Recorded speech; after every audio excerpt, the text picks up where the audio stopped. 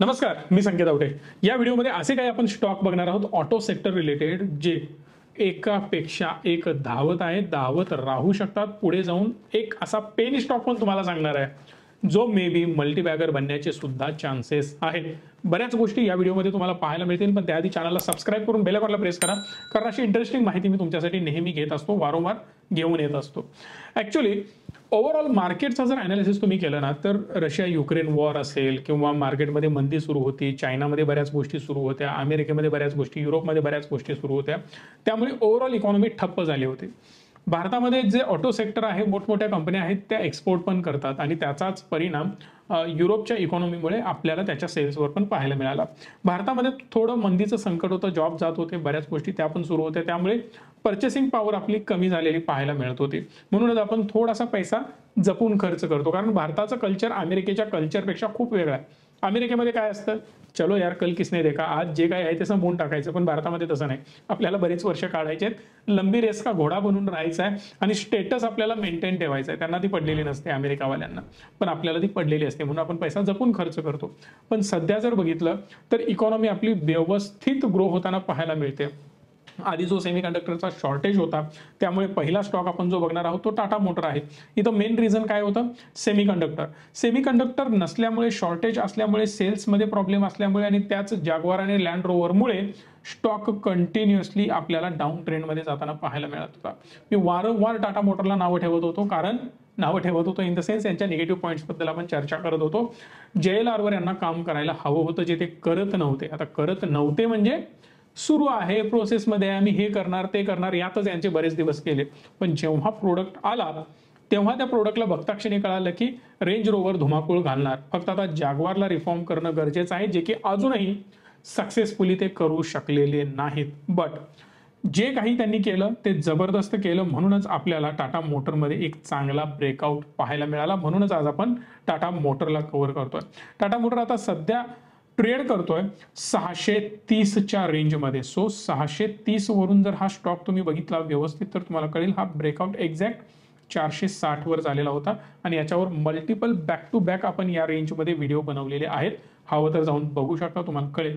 इथून almost multibagger return मिळालेतच आपण समजू शकतो, कारण जर तुम्ही याला 400ची लेवल पकडली याची आणि आता 630 640 वगैरे रेंज पकडली तर तुम्हाला कळून चालेल 50% प्लस ऑलरेडी रिटर्न मिळालेले आहेत आणि अजूनही चांगली ग्रोथ माझ्या हिशोबाने यामध्ये एक्सपेक्टेड आहे। कुठल्याही प्रकारे बाईंग सेलिंगचं रिकमेंडेशन नाही आहे, फक्त एज्युकेशन पर्पजसाठी सांगतोय की इथून हा डायरेक्ट धाप्प दिशी खाली पडेल आणि परत मी वाट बघेन, असं यामध्ये लगेच होणार नाही। ही ग्रोथ सस्टेनेबल आहे आणि कंटिन्यू राहू शकते। याचं रिझन मी तुम्हाला सांगतो। भारत सरकार ऑटो सेक्टरवर प्रचंड फोकस करत आहे। तुम्हाला माहित आहे ऑटो सेक्टरवर मेजर फोकस कोण मंत्री करतोय, कमेंट करून व्हिडिओ पॉज करा, कारण मला वाटतं तुम्हाला या गोष्टी माहिती असायला पाहिजेत। नितीन गडकरी साहेब प्रचंड विजनरी माणूस आहे, प्रचंड त्याचं कन्व्हिक्शन असतं त्याच्या कामावर आणि प्रचंड नॉलेज, आणि एखादं काम त्यांनी हातात घेतलं ना तर ते पूर्ण करतात। खूप कमी असे पॉलिटिकल लीडर्स आहेत ज्यांना मी मानतो, आणि प्रत्येक पक्षामध्ये एखाद दुसरा असा व्यक्ती आहे, सगळेच मी बिलकुल मानत नाही किंवा इव्हन मी कुठल्या पक्षाला प्रॉपर सपोर्ट करत नाही। मल्टिपल पक्षांमध्ये मल्टिपल अशी लोक आहेत जे खरंच विजनरी आहेत, पण शेवटी त्यांचे हात बऱ्या प्रमाणात बांधलेले असतात। ते जाऊ दे, आपल्याला त्यावर चर्चा करायची नाही, पण नितीन गडकरी साहेबांचं विजन जबरदस्त आहे। PLI स्कीम त्यांनी लॉन्च केली ऑटो सेक्टरसाठी 25,900 कोटी रुपयांची। प्रचंड पैसा वाटला जातोय, प्रचंड कंपन्यांना एन्करेज केलं जातं, प्रचंड कंपन्यांना एक्सपोर्ट करण्यासाठी मदत केली जाते। याचं रिझन काय आहे की भारताला जर ग्रो करायचं असेल, वाढायचं असेल तर मॅक्सिमम एक्सपोर्टवर फोकस करायला पाहिजे, आणि जर तुम्ही एक्सपोर्ट केला नाही तर देशाची ग्रोथ होणार नाही। भारतामध्ये बाहेरच्या कंपन्या यायला पाहिजेत, त्यांनी प्रोडक्शन करायला पाहिजे आणि इथून गाड्या बाहेर एक्सपोर्ट व्हायला पाहिजेत, तेव्हा आपला देश अजून ग्रो होऊ शकतो। सध्या ऑटो सेक्टरचा टर्नओव्हर बघितला तर 7.5 लाख करोड रुपीजचा आपल्याला पाहायला मिळतो, जो की पुढे वाढवून त्यांना डायरेक्ट 15 लाख कोटीला नेऊन पोहोचवायचा आहे। विचार करा, 7.5 वरून डायरेक्ट 15 म्हणजे डायरेक्ट 2x यांना सेल्स करायचा आहे, म्हणजेच मॅन्युफॅक्चरिंग तेवढ्या मोठ्या प्रमाणात करायचं आहे। याचा अर्थ काय, मोठमोठ्या टॉप ब्रँडना डायरेक्ट प्रोडक्शन डबल करावं लागणार आहे, मग ते उद्या उठून होणार नाही, पण डेफिनेटली हळूहळू ही ग्रोथ आपल्याला पाहायला मिळू शकते। म्हणून बऱ्याच लोकांचे प्रश्न असतात, एवढ्या वर गेल्यावर आता आम्ही काय करायचं, काही टेन्शन नाही आहे, स्टॉकमध्ये ग्रोथ कन्सिस्टंट राहील असा माझा अंदाज आहे. बिकॉज हे जे आकडे समोर येत आहेत ना तेवढे स्ट्रॉंग आकडे आहेत. आणि यातच पुढची मोठी कंपनी म्हणजे महिंद्रा अँड महिंद्रा.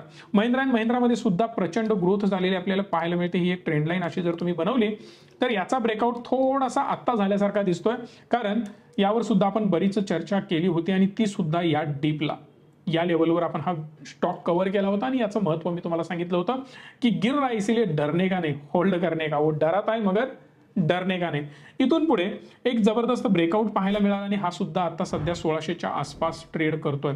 याचं रिझन पण मी तुम्हाला सांगतोय की महिंद्रा अँड महिंद्राचे जे कॉम्पोनंट्स आहेत, जे प्रोडक्ट्स आहेत आणि ज्या क्वालिटीच्या car, visionary car Mahindra and Mahindra बनवत आहे, लाजवाब. XUV 700, 500, त्याचबरोबर बुलेरो, स्कॉर्पिओ एकापेक्षा एक कार यांच्या सरस निघतात. आणि एवढंच नाही, ईव्ही मध्ये सुद्धा खूप जास्त फोकस करत आहेत. अजून आकडे जर आपण ड्रिल डाऊन केले, भारताच्या जीडीपी मध्ये जवळपास 7.1% कॉन्ट्रीब्युशन ऑटो सेक्टर करतं, तर मॅन्युफॅक्चरिंग मध्ये 35% कॉन्ट्रीब्युशन केलं जातं आणि एक्सपोर्ट जवळपास 4.7% यामधून होतो. म्हणूनच सरकारचा, गव्हर्नमेंटचा आणि सगळ्या मोठमोठ्या टॉप ऑफिशियल्सचं लक्ष याच्याकडे आहे. त्यातच महिंद्रा अँड महिंद्रा मोठ्या प्रमाणात ट्रॅक्टर मॅन्युफॅक्चरिंग करतो. महिंद्राचा ट्रॅक्टर तुम्हाला माहितीच आहे, त्यामधून सुद्धा यांचा खूप चांगला रेव्हेन्यू आणि खूप मोठा हातखंडा यांचा आधीपासून आहे. आणि त्यातच ऑटोमध्ये ज्या काही या कार बनवल्या जात आहेत, इव्हन थार सुद्धा जर तुम्ही बघितलं, एक युनिक कार आणि बजेट फ्रेंडली कार हे बनवत आहेत.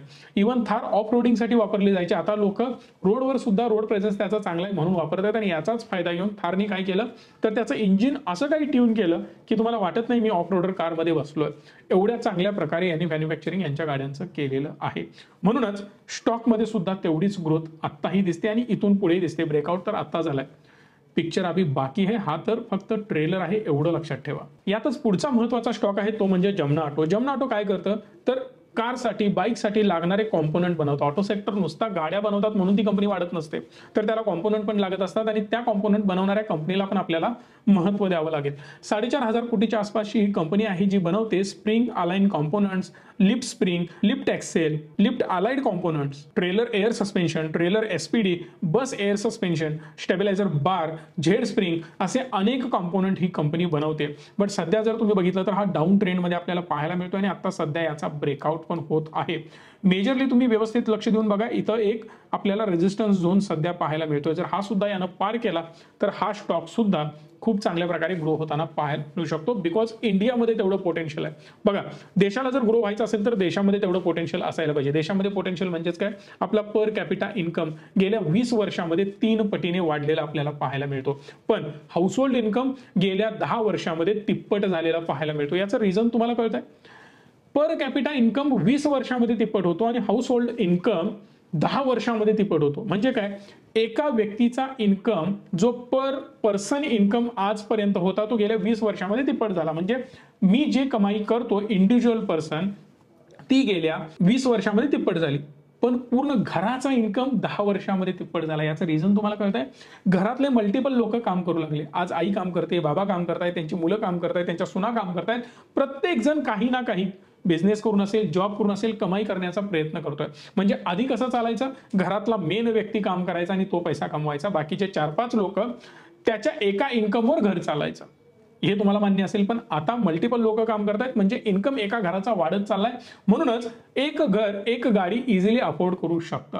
भलेही त्याचा EMI वर असेल, सेकंड हँड असेल. म्हणजे काय, गाड्यांचं कन्झम्पशन वाढू शकतं. आणि जसं तुमचा इन्कम वाढतो तशी तुमची लाईफस्टाईल बदलत जाते. जशी लाईफस्टाईल बदलत जाते तशा रिक्वायरमेंट वाढत जातात. बेसिक रिक्वायरमेंट माझी हीच असेल की मला एखादी कार हवी, बाईक हवी. म्हणूनच ऑटो सेल्स आपला बूमवर जाऊ शकतो. त्यातच जमना ऑटो सारख्या कंपन्या ज्या असतात त्या कॉम्पोनंट मॅन्युफॅक्चरिंग करतात आणि एव्हरग्रीन बिझनेस आहे हा. कंपनी कुठली चालू, आज मारुती चालू, स्कोडा चालू, मर्सिडीज चालू, BMW चालू किंवा टाटा वगैरे चालू, पण त्यांना कॉम्पोनंट तर लागणार ना, आणि त्यांना सपोर्टिव्ह कंपन्यांची पण गरज आहे. म्हणून अशा कंपन्यांची सुद्धा ग्रोथ एक्सपेक्टेड आहे.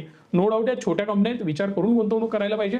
डायरेक्ट डोळे झाकून गुंतवणूक करू नका. प्रॉपर ब्रेकआउट, ब्रेकडाऊन आणि सगळ्यात महत्त्वाचं स्टॉप लॉस आहे. सध्या भारतात व्हेकलचं पेनिट्रेशन बघितलं तर 1000 लोकांच्या मागे 22 कार असलेल्या तुम्हाला पाहायला मिळतात, व्हेकल असलेल्या पाहायला मिळतात, जे की 2040 मध्ये 175 वर पोहोचेल. म्हणजे ऑलमोस्ट 8-9 पटीने यामध्ये ग्रोथ झालेली तुम्हाला पाहायला मिळेल. राऊंड फिगर 10 पटीने वाढेल असं पकडून चाला, कारण फक्त येणाऱ्या 15 वर्षामध्ये एवढी प्रचंड ग्रोथ होणार आहे. याचा सिंपल आकडा मी तुम्हाला सांगतो. जो आपला इन्कम होता आधी, तो 2010 मध्ये 54,000 रुपये होता पर पर्सन इन्कम एका वर्षाचा. तो डायरेक्ट आता 1,72,000 ला जाऊन पोहोचलाय आणि टोटल घराचा इन्कम त्या प्रमाणातच वाढत जातोय. म्हणजे काय, आपण गाड्या अफोर्ड करू शकतो. एक्झाम्पल आपल्याला घ्यायचं असेल बजेट फ्रेंडली गाड्या म्हणजे मारुती. मारुतीचं कन्झम्पशन प्रचंड होऊ शकतं, because low budget low segment मधल्या गाड्या हे बनवतात. कोणी एंट्री करताना मॅक्सिमम लोक मारुतीमधूनच एंट्री करतात. कारण माझी सुद्धा पहिली कार ही वॅगनारच होती, मारुतीचीच. कारण बजेट फ्रेंडली आहे, मेंटेनन्स कमी आहे, स्वस्त मिळतात, इझिली अवेलेबल आहेत, मेंटेनन्स माझ्या घराजवळ होऊ शकतो. छोट्या खेडे गावामध्ये सुद्धा यांच्या सर्व्हिसेस अवेलेबल आहेत.